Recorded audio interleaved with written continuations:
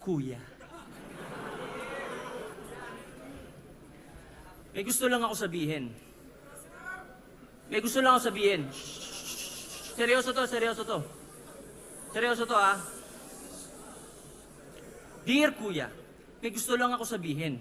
Una sa lahat, para sa akin, isa kang legend, isa sa puno at ugat. Gaya ni FM, wala kang katumbas kung usapan ambag. Sa katunayan, kanta mo kinanta ko sa school nung ako'y unang nag-rap.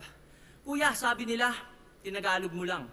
Kung totoo man yon, salamat, isa ako sa napasaya mong milyon-milyon. Ako'y Pinoy, hindi Ingles ang pangunahin kong lengguwahe. Pero dahil sa'yo, naintindihan ko ang isang magandang mensahe.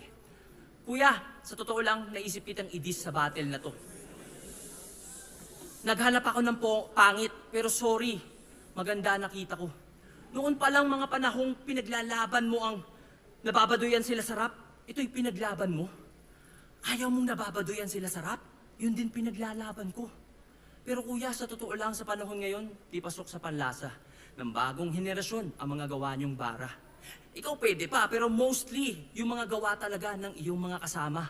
Pero hindi dun galing ang hate na iyong tinatamasa. Kuya, yung burat ng tao dahil sa nasa iyong paligid. Tinitira ang mga bago kahit nananahimik. Tas tila walang sumasaway, yung amo tahimik. Nagmumukha tuloy ikaw may pakana o nakaisip.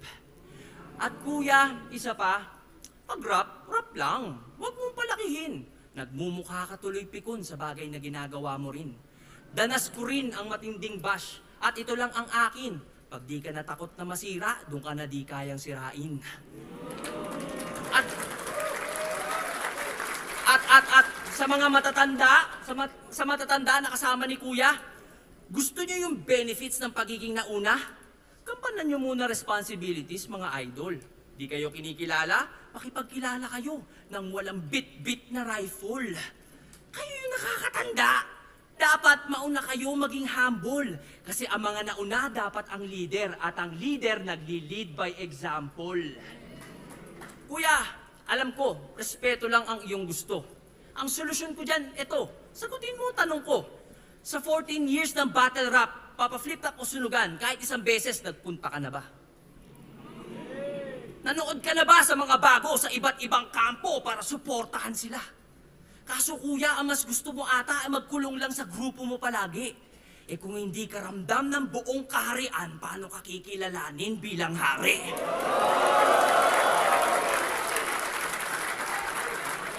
Nung nakaraang eleksyon, nag-promote ka ng unity. Nakapag